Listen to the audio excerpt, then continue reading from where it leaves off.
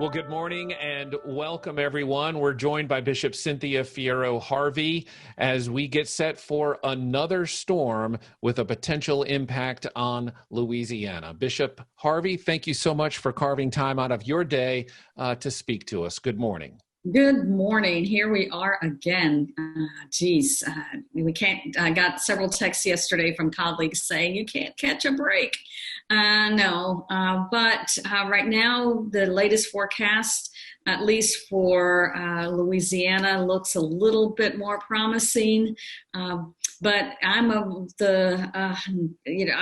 one of those that as long as there's a hurricane or a tropical storm anywhere in the Gulf of Mexico, we need to be prepared. These things can change, as we well know, in an instant. So I think it's taken a little bit of a track to the east.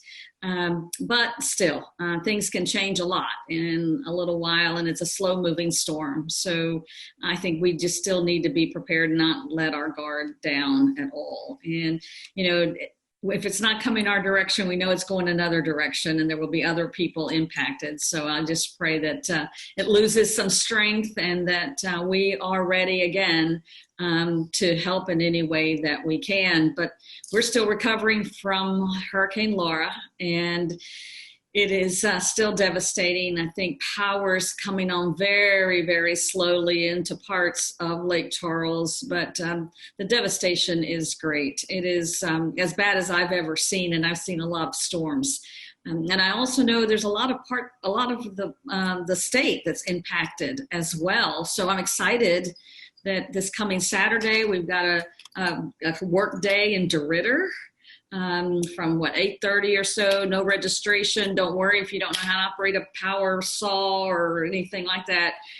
Your job might just be to go and talk to a homeowner and walk beside someone. So that's just as important as any hammering and nailing or chainsawing that anybody does, is walking alongside people who've been devastated by Hurricane Laura. It will be a long time in recovery.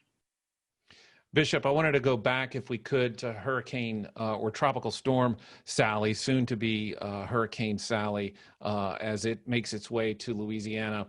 You mentioned earlier in your update that it is a slow-moving storm, and that has the potential for flooding and also the potential for power outages in New Orleans. And you also mentioned the power outages in Lake Charles.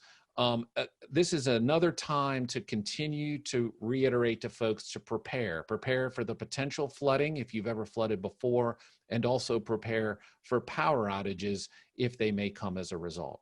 Yeah, and as we're learning, most, the power crews right now are in the Lake Charles area. So deploying those and shifting those to another location, I know will take a lot of energy. And I know they can do it, but I think we need to be prepared for the long haul. I mean, these folks in Lake Charles now are on week? Are we starting week 3? I don't know. I've lost track of time without power. And so I think we just need to be prepared for a long, long time without power. And also sandbagging is important, just to keep water out of your home and out of your businesses. And by the way, we have this thing called COVID-19. Still looming over us. So don't let your guard down there either. Hand sanitizer, masks, all of that are really important right now. We've got to contain as much as we can, not only with the hurricane, but also certainly with COVID-19 and this virus. So I just ask people to be prepared. And the fact that people are weary. There is such a thing as disaster fatigue. People are weary. So I think my concern is slow in response because people are, in fact, weary, whether that's a power truck or a volunteer. There are people that have been stretched pretty thin at this point. So I ask people to continue to give so that we can respond the best way that we can quickly in these times of disaster. As I said earlier too, this is going to be a long stretch. So and disaster fatigue is a real thing. It's a real thing. Bishop, you mentioned earlier about the workday in DeRidder, which is going to be Saturday beginning at 8:30 in the morning. No registration is required. You can find out more information on our website. You mentioned something as you were discussing that I wanted to ask you. And you mentioned if you don't know how to use a power tool, you don't know how to pick up a rake, anything that really involves, hard labor, that you can still provide something, and that is the Christian presence in the midst of a disaster. You have so much experience in disaster zones. What is that Christian presence like when you're sitting with someone who has so much to clean up or potentially has lost everything? What is that presence like? To call that the ministry of presence. You might hear it 100 times about the cross that hung in the original sanctuary, or the family Bible that survived the storm. Just listen for that. You don't have to say a word. You don't have to be a therapist. You don't have to be a licensed professional counselor. All you have to do is listen and walk alongside people. People just need to know that there's somebody out there that will, in fact, hear their story, listen to them, and walking alongside. In Spanish, the word is acompañamiento, accompaniment. To me, that's just such a beautiful word, that I'm going to accompany you in this time. I'm going to walk with you. I'm just going to sit here with you until you're ready to move on to the next thing. And accompanying is what Christian people do. It's what we can all do that. We can all accompany someone or several someones on this journey. It is difficult. You go and you home and there is no home, or you've lost your prized possessions. And just being there for people, accompanying people. Sometimes it doesn't matter what you do, it doesn't matter what you bring. And the other thing is, imagine the gift of a sandwich, a peanut butter and jelly sandwich. I had someone once tell me, when I asked, did you have lunch today? They said, some angel brought me a cheese sandwich on white bread, and it was like the best thing I ever had. So, those things are really, really important right now.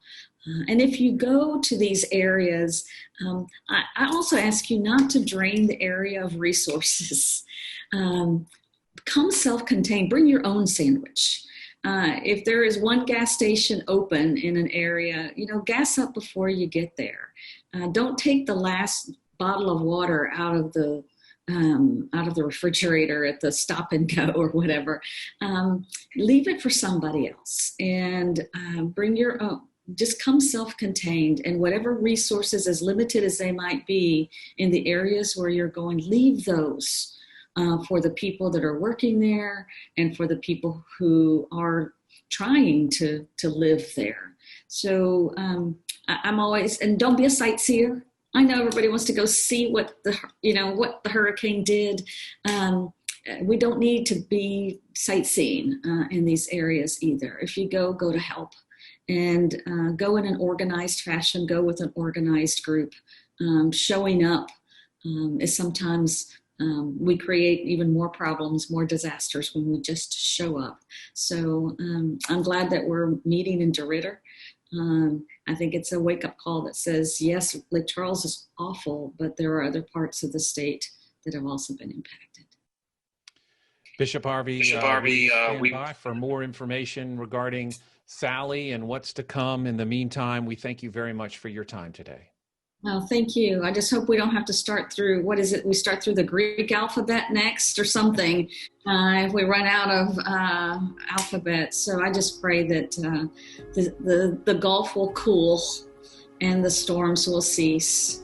And while there is no electricity, I do believe there is power.